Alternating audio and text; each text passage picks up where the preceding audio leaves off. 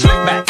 No, no, slick back. That's what I said. Slick back. No, nigga, I'm a pimp named Slick back. Pimp named Slick back. Pimp named, pimp named, pimp named Slick back. Nigga, are you deaf? I'm a pimp named Slick. Permisi Bu. Ya, silakan masuk, silakan duduk. Iya, terima kasih. Ya, ini Dek Lili ya yang ketua kelas RPL 12. Iya, Kak. Iya Bu. Kalau ibu tidak salah, Dek Lili minggu lalu ikut Olimpiade ya dan meraih juara 2 tingkat nasional. Iya Bu. Kamu sudah bikin bangga sekolah. Iya Bu, walaupun banyak tantangannya karena harus menyeimbangkan dengan proses pembelajaran nih Bu. Dek Lili ini sebelum kesini kira-kira belajar apa ya? Tadi belajar PKN Ibu, tapi Ibu Sarah tidak masuk karena tidak masuk mengajar, cuma dikasih tugas untuk mencatat. Nampaknya kamu ini hari tidak ceria. Adakah sesuatu yang terjadi padamu? Apa ada sesuatu yang ingin kamu ceritakan? Begini Bu, saya ingin menceritakan masalah yang sedang saya alami. Baiklah, silakan ceritakan bagaimana permasalahannya. Mari kita membahas bersama-sama. Namun sebelum itu, Ibu meminta kesepakatan waktu untuk membahasnya supaya lebih efisien dan teratur. Bagaimana? Saya setuju Bu. Saya rasa 45 menit itu cukup, tapi saya tidak ingin orang lain mengetahui akan permasalahan saya. Baiklah, Ibu tidak akan menceritakan permasalahan ini kepada orang lain, karena dalam bimbingan dan konseling memang ada asas kerahasiaan. Asas kerahasiaan ini tentunya akan menjaga dan merahasiakan masalah dari konseli. Sekarang kalau boleh tahu permasalahanmu itu apa yang kamu hadapi? Begini Bu, saat ini saya sedang terbebani dengan tugas sekolah saya. Ditambah lagi, saya juga mengikuti kegiatan ekstrakurikuler yang lumayan menyita waktu dan tenaga saya. Oh iya, terus? Terus saya pusing Bu, saya capek harus menjalani ini. Kenapa kamu merasa terbebani? Ada berapa tugas yang belum kamu kerjakan? Ada banyak Bu. Kalau Ibu boleh tahu bagaimana cara belajar atau proses belajar kamu, bisa kamu ceritakan kepada Ibu? Bisa Bu, sebelumnya memang saya akui saya senang sekali untuk mengerjakan tugas saya, dan saya juga senang untuk membuang-buang waktu dengan pergi bermain bersama-sama teman saya. Jadi intensitas belajar kamu menurun itu karena kamu menunda-nunda pekerjaan kamu dan kamu juga sering membuang waktu bermain bersama teman-teman kamu. Iya Bu. Lalu pernahkah kamu berpikir bahwa karena sikap kamu yang seperti itu yang membuat kamu nilai kamu menjadi turun dan bisa saja membuat kamu tinggal kelas? Iya Bu, saya rasa karena sikap saya yang cukup menunda pekerjaan dan bermain itu mempengaruhi nilai-nilai saya Bu. Saya bisa merasakan perasaanmu sekarang ini. Saya terus dihadapkan oleh perasaan penyesalan terhadap apa yang sudah saya lakukan dulu Bu. Perasaan bersalah itu terus menghantui saya Bu, dan saya sudah terlalu banyak merepresentasi orang tua saya. Saya sudah menghabiskan banyak uang, tenaga, dan waktu. Saya benar-benar menyesal Bu. Saya sudah membuat kecewa kedua orang tua saya.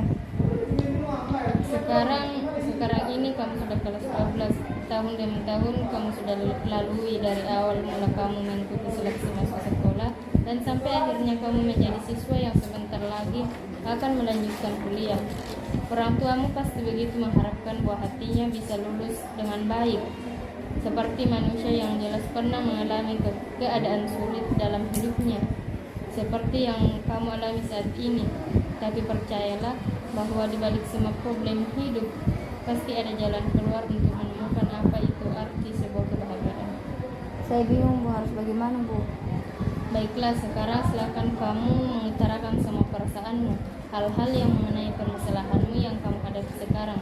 Tetapi kamu harus menambahkan di belakangnya kalimat, saya bertanggung jawab atas segala perbuatan saya.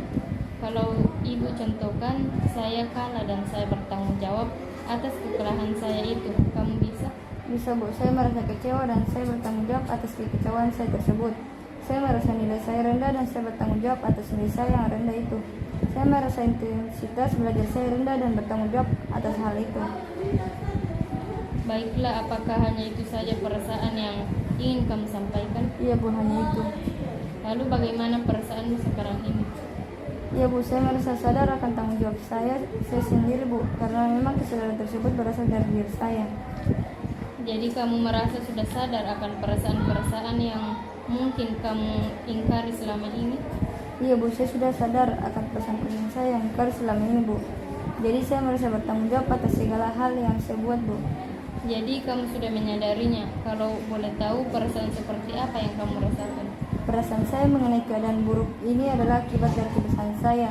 Saya sadar kalau saya sudah membuang-buang waktu saya untuk bermain-main, dan saya menyadari bahwa keluar dari bangku kuliah hanya akan memperburuk keadaan.